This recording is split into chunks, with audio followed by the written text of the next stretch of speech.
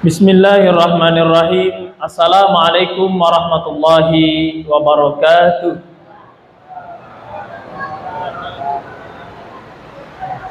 Alhamdulillah, assalatu wassalamu ala rasulillah wa ala alihi wa sahbihi wa mawalah. Kalau tuan hendak kerengat, jangan lupa beli gorengan.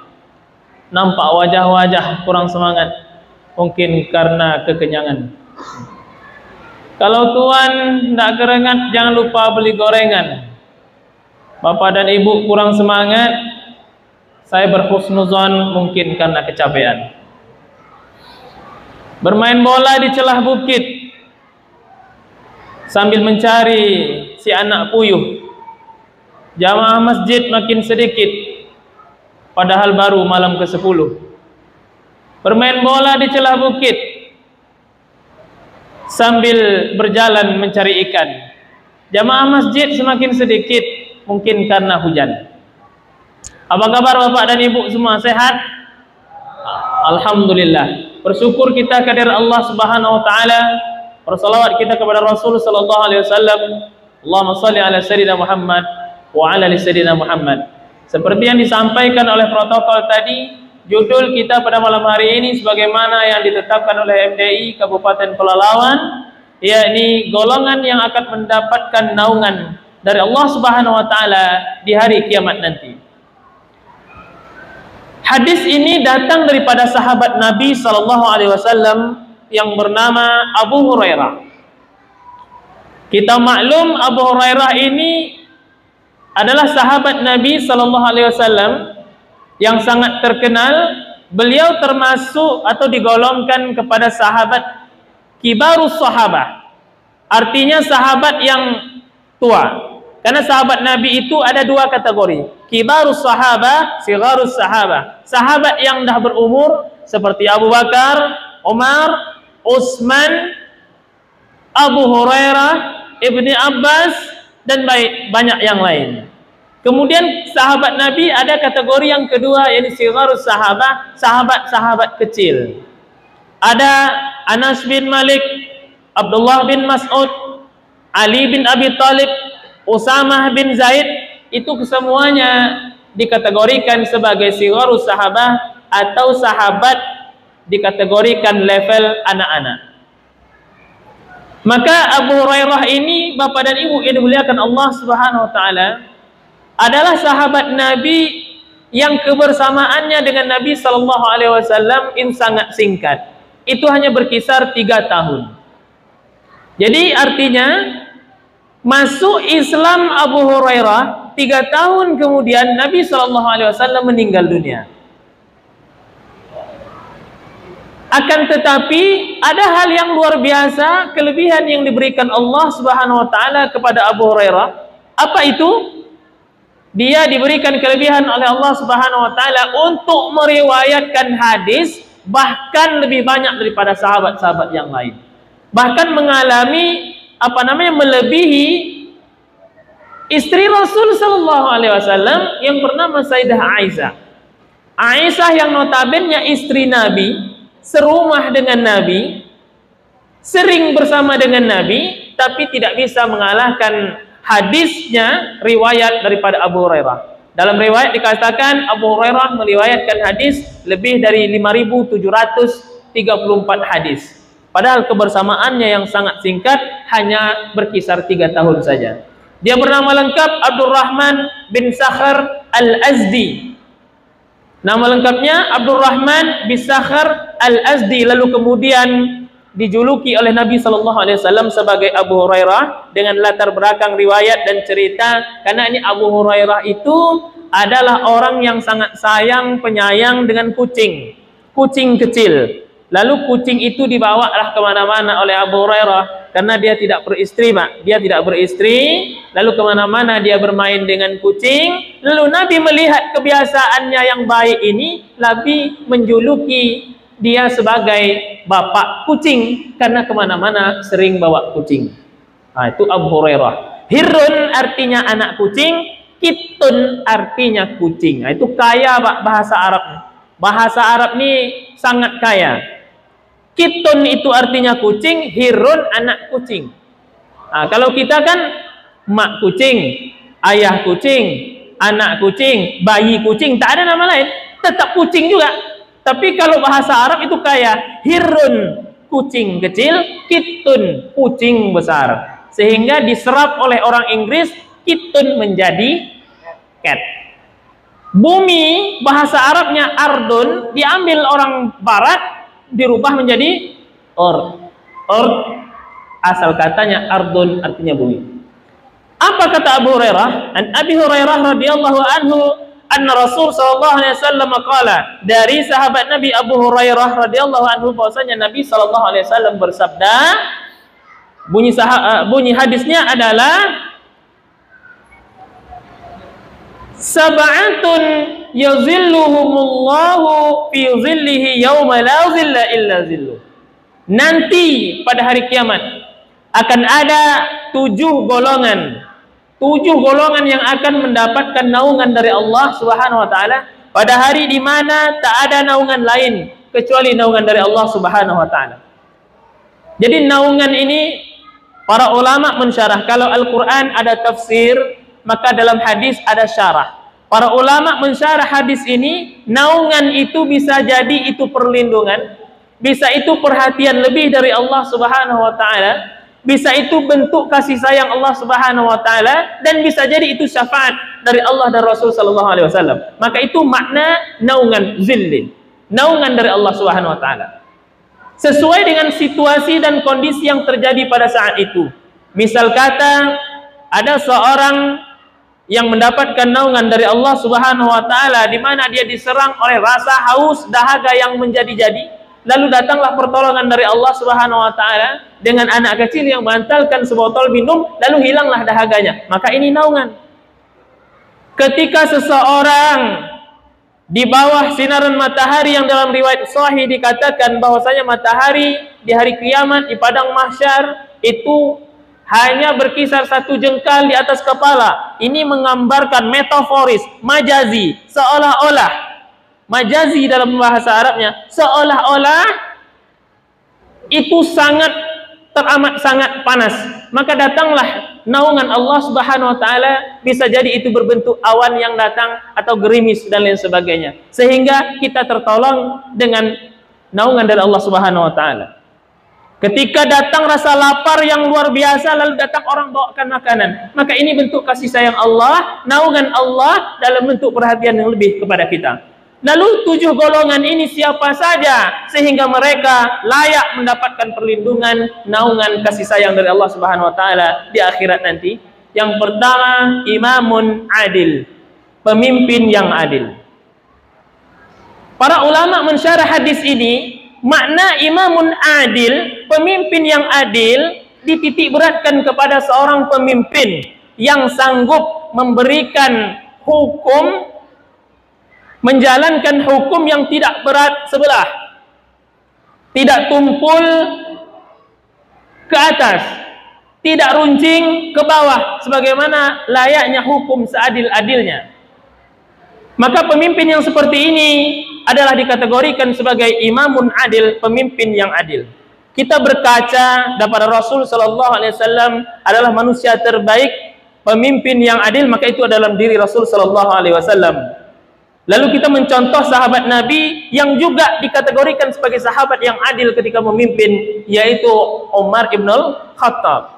Umar ibn al-Khattab, jangankan kepada orang lain, bahkan kepada anaknya saja, seandainya anaknya yang mencuri, maka aku sendiri yang akan memotongnya. Begitu rasa adil yang luar biasa dalam diri Umar ibn al-Khattab. Lalu bagaimana dengan hukuman di negeri ini? Maka terkadang menangis kita. Ada orang yang korupsi sekian miliar rupiah, triliunan rupiah, bahkan dapat potongan remisi dan lain sebagainya. Tapi ketika seorang ibu yang hanya untuk menjamin anaknya tetap hidup, perutnya bisa makan, karena tak ada yang bisa dimakannya kecuali mencuri sebuah semangka, dihukum beberapa tahun. Maka inikah yang disebut dengan keadilan? Lalu bagaimana dengan Umar ibn Khattab yang katakan, seandainya anakku yang mencuri, maka aku yang akan potong tangannya.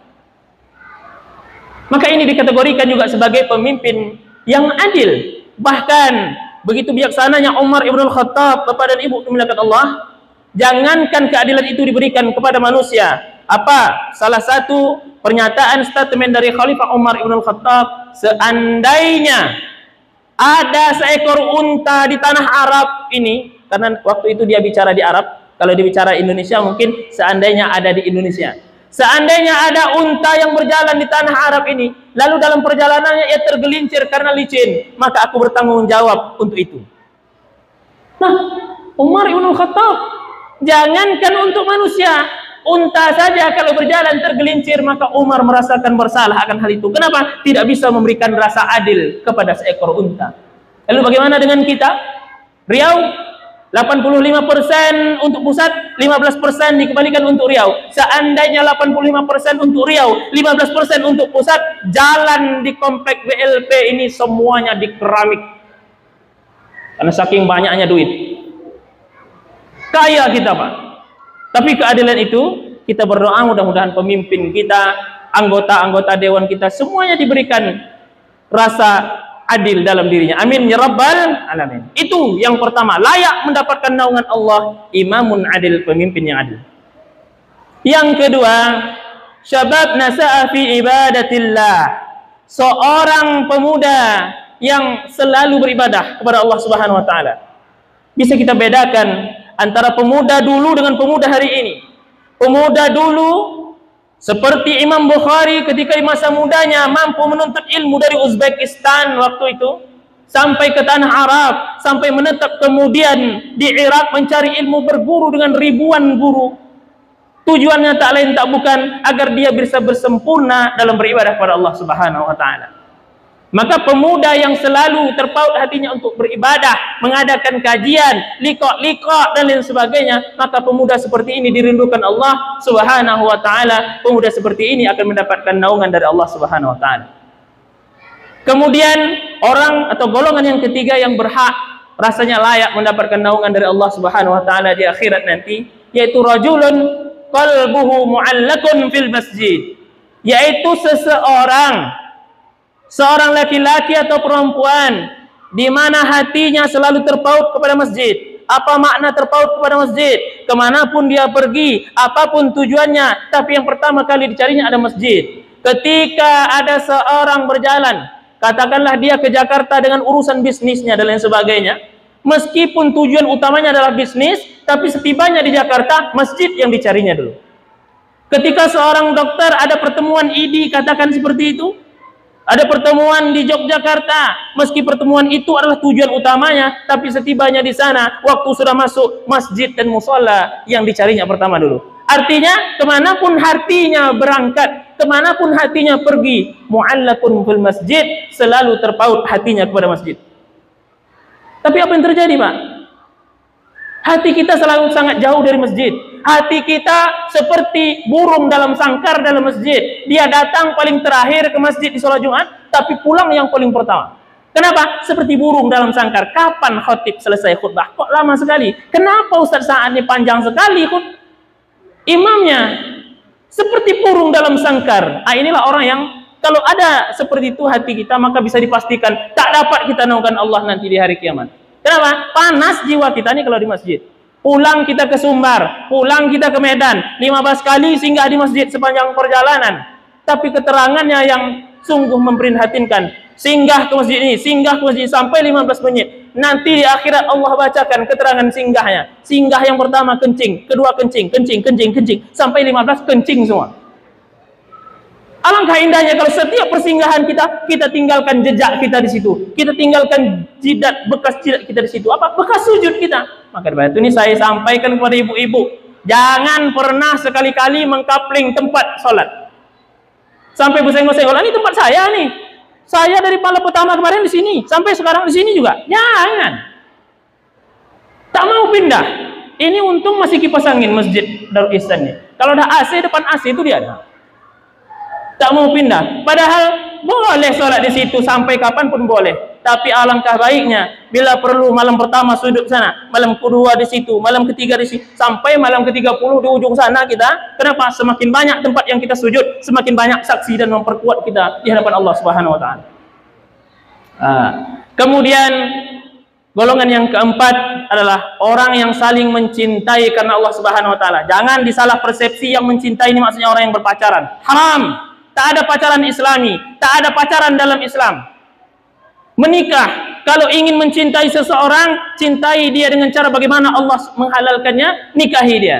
Maka mencintai seseorang karena Allah, mencintai istri kita karena Allah. Dengan mencintai istri kita, semakin sayang kita, semakin mendekatkan diri kita kepada Allah. Semakin sayang kita dengan istri kita, semakin bertakwa kita kepada Allah. Maka orang yang seperti ini yang saling mencintai karena Allah akan dapat naungan Allah Subhanahu wa taala. Kemudian orang yang mendapat naungan berikutnya adalah ketika ada seorang pemuda, ketika ada seorang pemudi, lalu diajak oleh seorang perempuan untuk berzina, atau seorang laki-laki mengajaknya berzina, perempuan mengajaknya berzina, lalu dia katakan, aku takut kepada Allah. Naluri kita sebagai seorang manusia, tak ada yang tak tertarik dengan lawan jenis. Tapi ketika lawan jenis yang bukan mahramnya mengajak dia berzina, dia berkata, akhafullah, aku takut kepada Allah. Orang yang sanggup mengatakan ini juga akan mendapatkan naungan dari Allah Subhanahu wa taala. Kemudian yang keenam adalah orang yang bersedekah, tangan kanannya memberi, tangan kirinya tak tahu. Bukan berarti sedekah tak boleh disebut. Boleh saja, tapi pastikan kita bisa menahan daripada segala pujian, karena pujian itu hanya milik Allah Subhanahu wa taala. Kita bisa merasakan keikhlasan dalam hati kita, menjaga hati kita untuk tetap ikhlas ketika nama kita disebut. Kadang-kadang, Ustaz Sa'ad, tolong ya buat di situ Abdullah saja, atau hamba Allah, infak 2 juta. Infak dari Jumat ini dibaca, infak dari hamba Allah 2 juta. Lalu di belakang itu sama dengan indah. Jadi orang menengok, oh dia rupanya, tapi minta hamba Allah, tapi begitu disebut hamba Allah dia batuk-batuk. Itu artinya ada sedikit. Jangan engkau rusak pahala sedekahmu seperti debu yang ada, fa alaihi turab fa asabahu wabilun fatarakahu sarda la yaqdiruna ala syai'. Seperti debu di atas batu tersiram hujan hilang. Itulah ibarat sedekah kita kalau mengharap pujian dari orang lain. Yang terakhir yang mendapatkan naungan dari Allah Subhanahu wa taala adalah orang yang bangun tengah malam lalu dia melihat kebesaran Allah Subhanahu wa taala, ditengoknya bintang, ditengoknya matahari, ditengoknya tiupan angin dan lain sebagainya, lalu dia memuji kebesaran Allah, menangis dia, saya tidak ada apa-apanya, semuanya Allah yang punya, Allah Maha Besar. Mudah-mudahan kita termasuk daripada 7 golongan yang mendapatkan naungan ini. Amin. Amin Allahumma amin. Minallah musta'an wa ilaihi tiklan. Assalamualaikum warahmatullahi wabarakatuh.